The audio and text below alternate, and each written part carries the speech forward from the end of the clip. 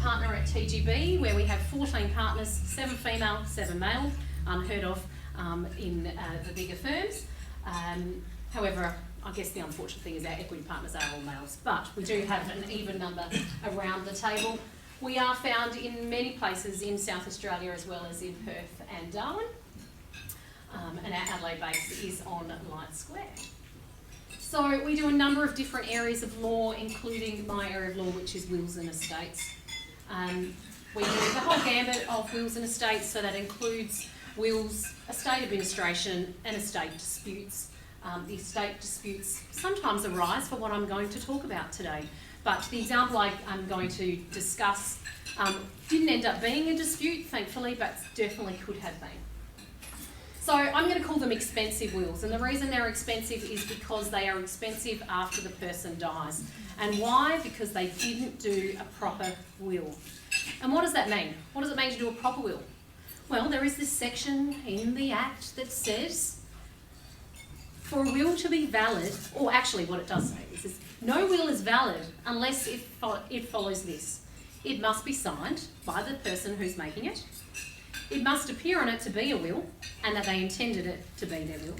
The signature must be in the presence of 2 witnesses who are present at the same time. That's really, really important, that same time. And if it's not in the attestation clause, you'll be doing some extra work too. The witnesses have to sign it as well, and they need to be done at the same time. So if you don't do that, what then happens? Okay. We have case study 1, and I really only have 2 case studies today if I get to it. But this one is probably my most interesting case to date in my 20-year career, and it involved a DVD will. Now, as my mother-in-law said to me before, oh, what a great idea, a DVD will. Great idea, but that DVD will cost this estate a good couple of $1,000s extra because the deceased person never actually formalised their will in writing. It's very important that the will is in writing. And because it was not in writing, we ended up having to go to court.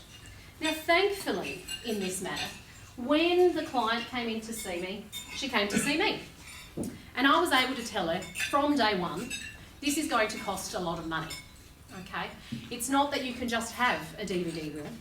Admittedly, there was another document, and that document said, this adds to my DVD will. Okay, so unfortunately the document itself couldn't be a will. That document itself was not executed correctly either because it was only signed by the person who ended up dying. And both documents set out exactly what he wanted to do. You'd think that would be enough, right? But it's not. Because what did we have to do?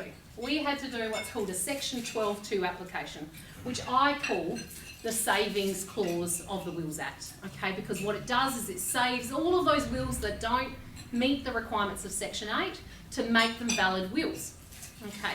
So what was very clear by the DVD and by the document that was left with the DVD a few years later is that this person didn't go and pay $400 to do a simple will, okay? It cost thousands of dollars to get that will to be made valid. But what it also does is it highlights what the process then has to be. So to do a Section 12.2 application the easy way, you get all the people that are affected to consent. Now, what did that involve here? This man died without a spouse, without children. You'd think that'd make it easier. Well, it didn't, because he had 9 siblings, okay? And he only wanted to benefit his sister, her husband, and her 2 children. One of the other complicating factors is the sister's children were under 18. Now that adds a level of complexity because the will also didn't name an executor. Okay, so in his DVD will and on the document, he didn't say, I appoint my sister as my executor. He did use some words to say, look, I'd like my sister to call the assets in and do things like that. So we also had a second part of our argument was that by the words that were used, it was implied that his sister Sandra was going to be the executor. And what that meant is that Sandra could then hold her children's share, so their half share, on trust for them. If that decision didn't go that way, then their half would have had to go to the public trustee to hold until those 2 boys were 18, or a separate application would have needed to have been made. Again, some more expense. So essentially, you know, what did this person do? They did what anybody would do if they did a DVD. They got on there and they said, you know, oh, this is somewhat of an official last will and testament. So at least he used those words, and he said, well, look, you know, because I don't have a written document anywhere at this stage. Now, all those words there, someone had to sit down, listen to every word. This was me, by the way. Well, actually, I had someone else type it up, and then I had to check every single word that he said on that DVD, because we had to provide to the court the transcript of what was said. So as you can see, all of that adds to the time that it was required to get this will through as a will. But what was the consequence? The consequence was that if this wasn't a valid will, then the estate would be divided between the 9 siblings instead of to who he intended.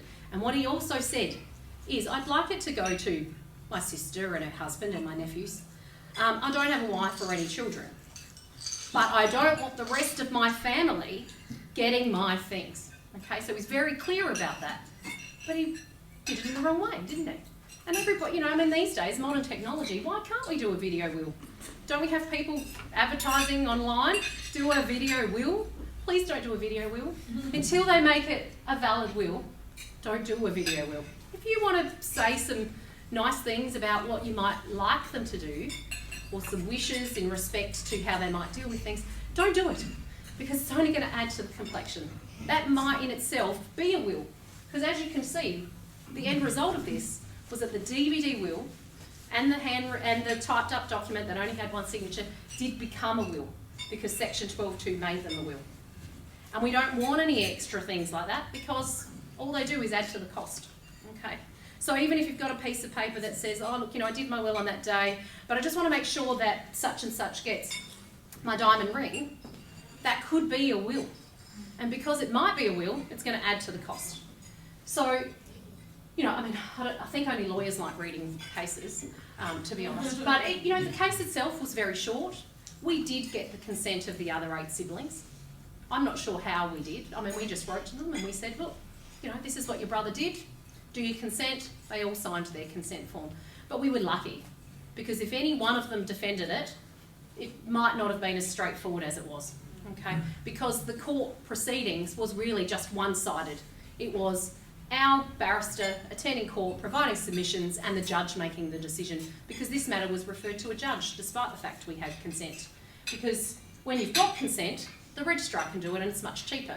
But in this case, the registrar said, no, I'm not making that order. I'm going to refer it up to a judge, adding costs. Okay, so all of that did cost that estate an extra $7,000 to $8,000 to the benefit of this sister, because she wasn't going to benefit otherwise. But a simple $400 will would have resolved that huge issue.